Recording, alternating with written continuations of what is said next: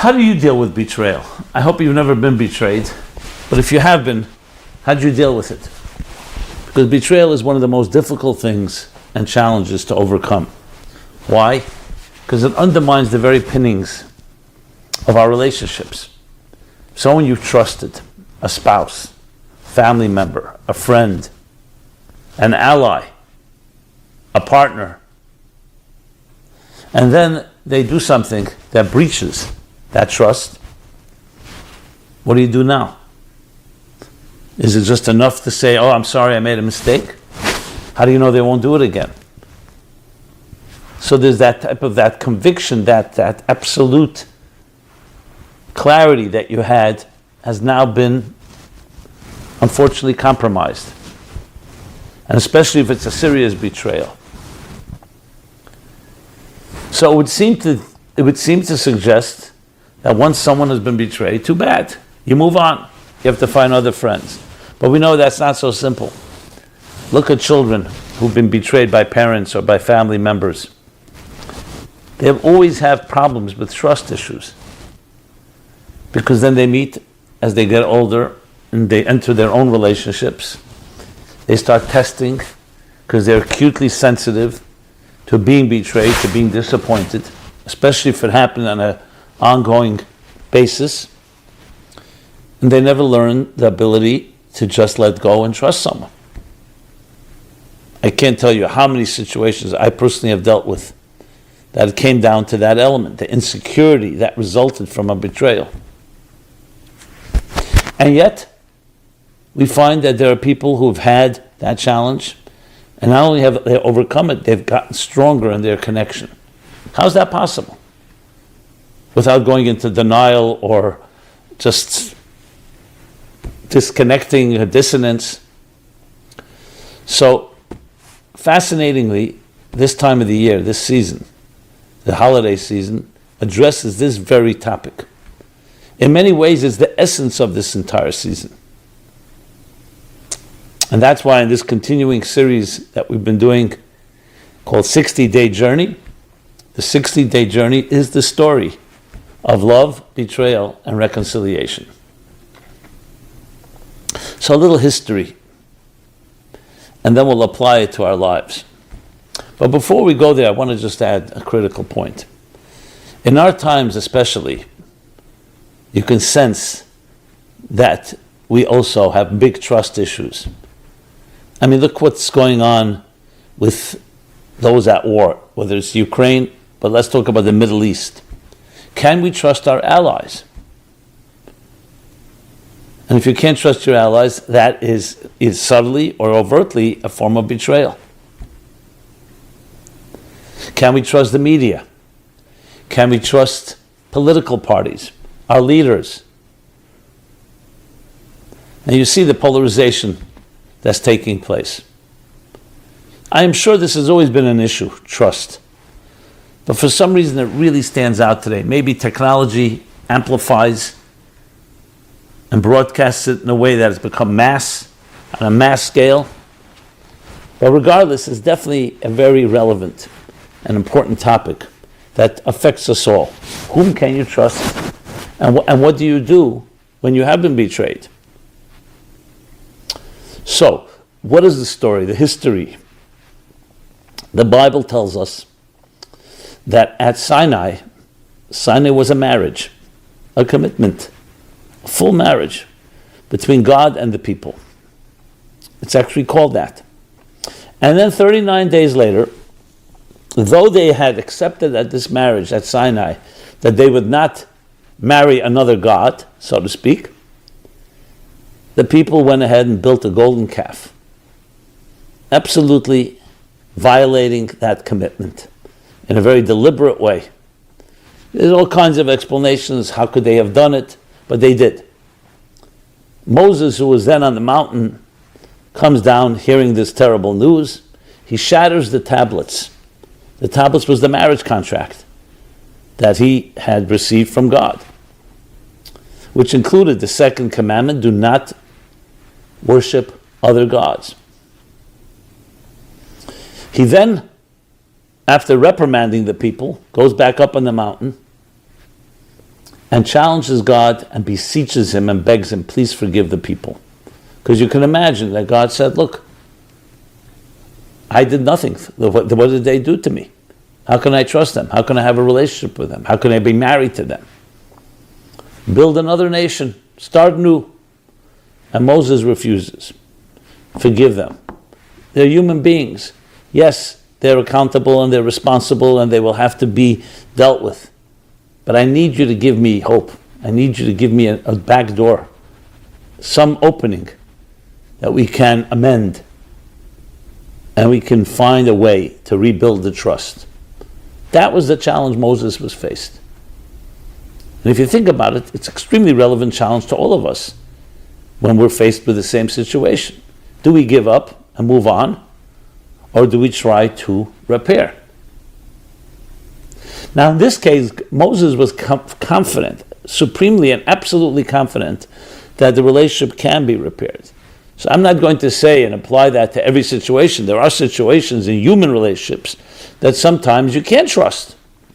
And maybe there has to be a split. As last resort, obviously. But here Moses was absolutely confident. And interestingly, he spent 40 days and 40 nights and was not successful in getting God to forgive the people. And this wasn't because God was being stubborn. It was simply, how could I trust them? I commit to them. They commit to me. So Moses goes back up on the mountain a third time. The first time when he received the law, the Torah.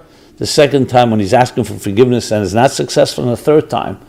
And here's where the 60 days begin. The third time, he begins on the first day of Elul, Rosh Chodesh Elul, which is the month that precedes Rosh Hashanah, the high holiday season. That's 30 days, and then another 10 days until Yom Kippur. Yom Kippur is the 10th day of the month of Tishrei, which we're quickly approaching. And that is when he finally gains forgiveness, as we shall say, right after Kol Nidre, the evening service on Yom Kippur Eve this year, Friday night, when we say, Vayomer Hashem, God said, Salachti kidvarecha, I have forgiven them as you have spoken. He essentially gives in to Moses' request. And Yom Kippur becomes exactly the day of atonement, Kippur, Kippurim, forgiveness and atonement. In a sense, this is the reason it's the holiest day of the year. That's not a random thing, because it was the birth of hope and the birth of forgiveness, which in many ways is the greatest gift in life. Because it's one thing to gain many different blessings. But what happens if there's a breach, if there's a mistake, inadvertent or deliberate? Can we repair? And remember, human beings are flawed. We're not perfect. So here's once in history, a man stood up and would not take no for an answer. He kept knocking on the door and he gained forgiveness. God granted him forgiveness. And this opened the door for forgiveness forever. As they say, to err is human. To forgive is divine. The ability to transcend even a breach of trust. But what happened exactly here? Did God just give in because Moses just insisted? No.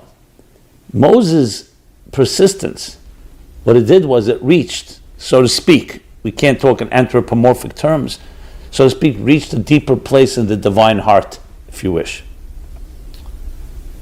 That was beyond the scar and the wound created by the betrayal. And that's what happened. So the love was intact. Think of a heart. That's a healthy heart, but the arteries are blocked. The arteries were blocked because the people did that terrible crime. No one's minimizing that. But Moses was going for more. He said to God, you created this world. I'm paraphrasing. You created this human race. You know that you created them imperfectly. You know that they can make mistakes, and they will make, and sometimes terrible ones. So what are you saying to us? Either be perfect or I can't have a relationship with you. You know we're imperfect. So we will be accountable. And that's a key word we'll talk about in a moment. And we will do tshuva, which is return. But I need you to give me the commitment that if we do what we need to do, we can regain your trust. And this is not just between God, but in general between humans as well. But we have to do what we have to do. And that brings me to the responsibility part of the people. Because this wasn't just, okay, can do whatever I want, breach the trust, betray, and then say, I'm sorry. No. There's a process. Trust is built not on perfection, is the key story of Yom Kippur, but on accountability. And let's elaborate. It's one thing to sin, to transgress. It's one thing to commit a crime. It's another is to acknowledge it. Very often, what we do when we commit a crime, we call it a cover-up. We cover it up, deny it, or try to say it never happened. And in many ways, that's worse than the initial crime. I'm not sure who coined this expression, but the silence is worse than the rape. The silence is worse than the crime. I don't want to really, in a way, trivialize it by bringing in Watergate, but that was like the big thing, the cover-up. The cover-up. Think of an infection. Infection, God forbid, invades the body. If you nip it in the bud, you can eliminate it. But let's say you ignore it, and then it begins to fester and grow. And by the time you address it, it's now become a monster. It's the same idea. A lie. Someone lies. Then you acknowledge, I lied. So you correct it right at the outset. But if a lie has to be covered up by another lie, and it becomes a whole army of lies, then what? What Moses achieved was said, we will be accountable. And accountability means we will have that soul searching and introspection, which is exactly what we do during this season, the high holiday season. And we will perform a thing called tshuva. Tshuva means, people translate it, repentance, atonement. It's more than that. It's return. We will return to our core connection with you. That's why it's called return. Because if it's repentance, then it's okay, a person sinned. They leave the sins behind. They don't return. Returning means you're returning to your very essential connection, your essential love of the human being created in the divine image. And you're accountable about it. And that in turn, the reciprocity that God showed was, okay, that I shall forgive. Because we reach a place that's deeper than where the betrayal touched. Now we have to talk about how to apply that, and of course we'll discuss that. But that's the key, and the key to the story. So you imagine what kind of power that is. That no matter what happens in your life, there's always hope. Now, of course, you have to establish this doesn't mean that anytime someone betrays you, they deserve to be given the benefit of the doubt. There has to be that accountability. There has to be that conviction. You have to come to conclude that, yes, I can't trust this person again. Some people just are not trustworthy. I know many people who just make promises and then they break them again. So how do you know? Well, that's where the hard work comes. I've applied this concept, the Yom Kippur forgiveness, hope concept, in the context of betrayal and trust to actual relationships. I can tell you from my own case studies, if you wish, real life stories. Has it always worked? No, because people have to be cooperative. So I'll give one case study, two case studies, one where it worked, one where it didn't work, just to be all rounded. Let's start with the negative one, which sadly, there was a betrayal. One party, one spouse betrayed the other, infidelity, and regretted it. But, it was very important to find out why there was the regret. Was the person caught? Yes. It wasn't just he came forth because he felt terrible, because he really wanted to have a true relationship. He was caught by a spouse, by others. And then he definitely expressed regret. There were children involved. His wife did not accept his regret. She didn't trust him. And I told him, one-on-one, you're going to have to earn her trust. How? I said accountability. True accountability, to the point that has to resonate with her. Now, unfortunately, he was not. he feigned it, he faked it, and I gave him the benefit of the doubt that he's trying. Obviously, the end story, she would have to decide, but I wasn't convinced either. So even though for a while he behaved and so on, as she let down her guard, and she knew clearly that this is not for sure, he fell again, and this time had this excuse and that excuse. The problem was it was repeated even after all his promises. So in a situation like that, did not live up to the Yom Kippur standard. And I could not argue with her, even though I was tried to convince him. But it just was, he was already too polluted. Let's put it that way. Could we have continued to try? Everything's possible, but it didn't work. But let's talk about the positive scenario where the Yom Kippur standard did shine through. And this was an instance, another type of betrayal, different sort completely. And also was not simple, didn't initially begin because the person had a conscience and wanted to just repair. But he was sincere. I know there's both cases are the he, could be the other way around as well. I understand that. But what worked was that after a while, he really loved his wife, his children. And the key challenge was, how do we access that love?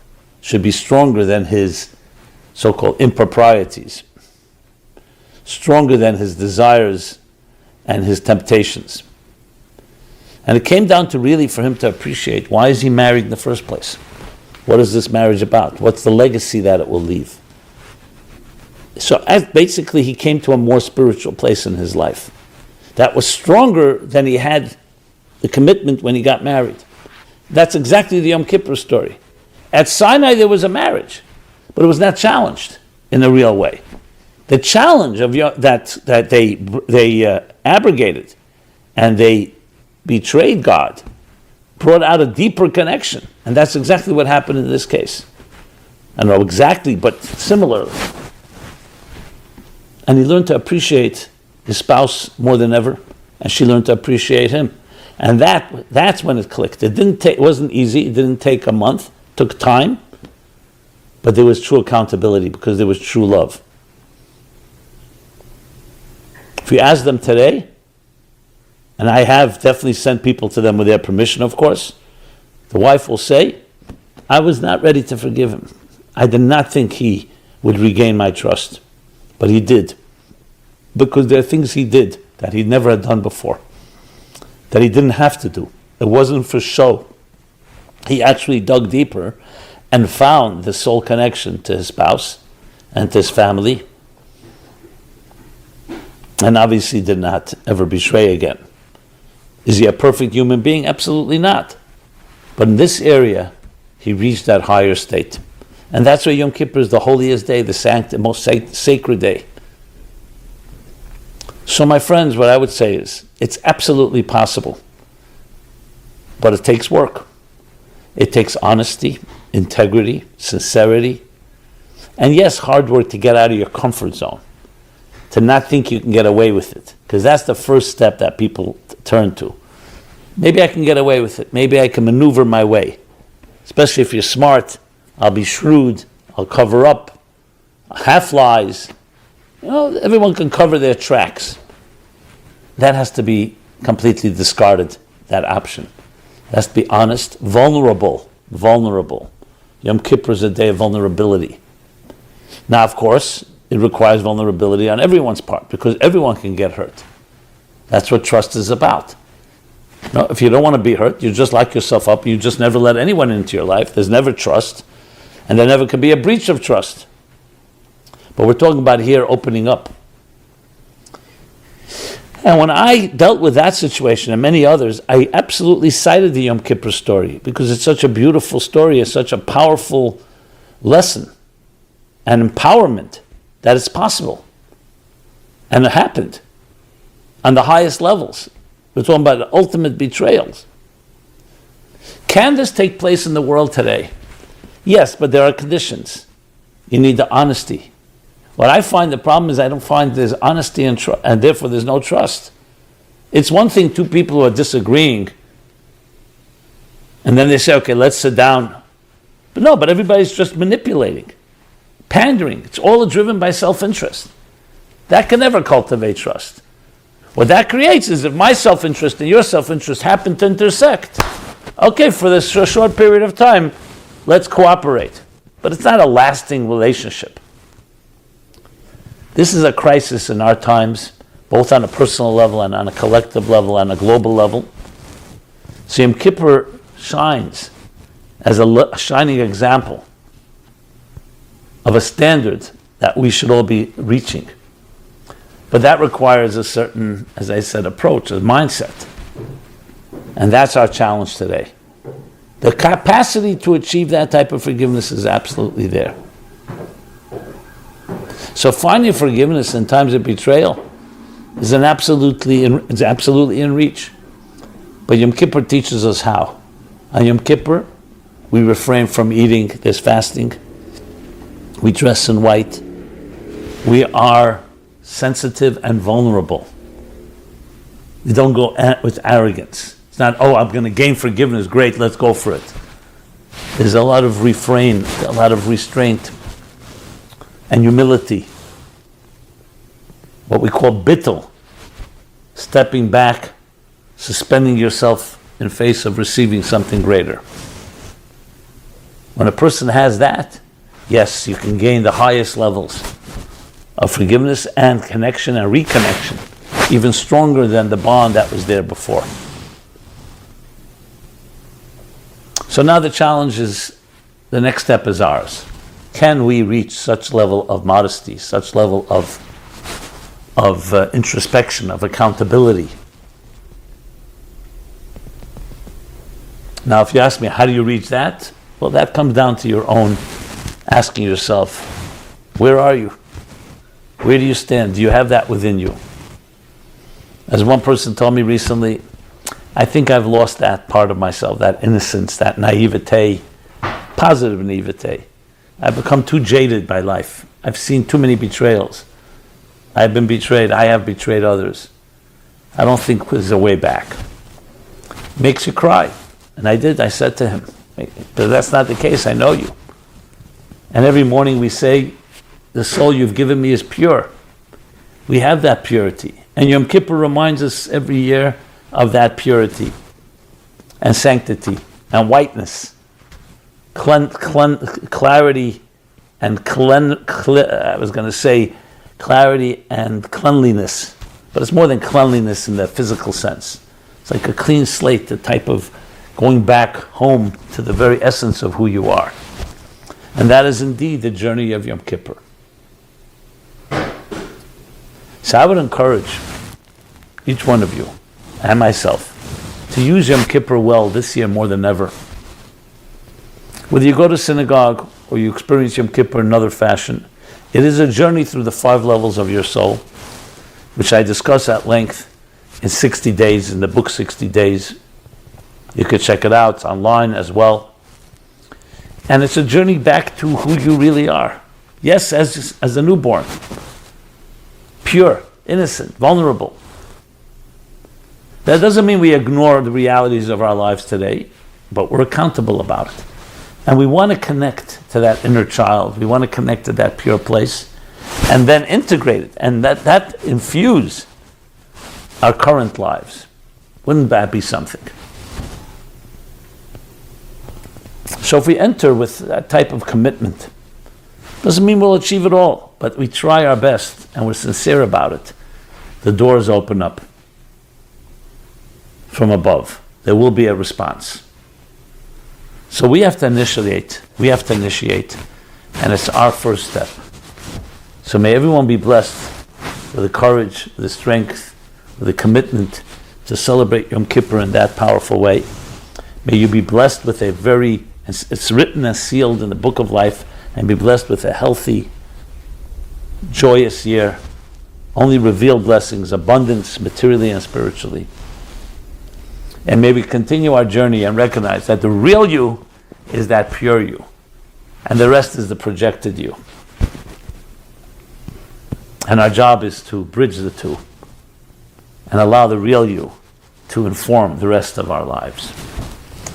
Be blessed and be well. This has been Simon Jacobson, meaningfullife.com is our website where you can find this and many programs. Please subscribe to our offerings, to our YouTube channel. Please share, and I'd love to hear your feedback and thoughts and comments. Be blessed. Blessed year to all of you. This program is brought to you by the Meaningful Life Center. Please help us continue our programs. Make even a small contribution at meaningfullife.com/donate.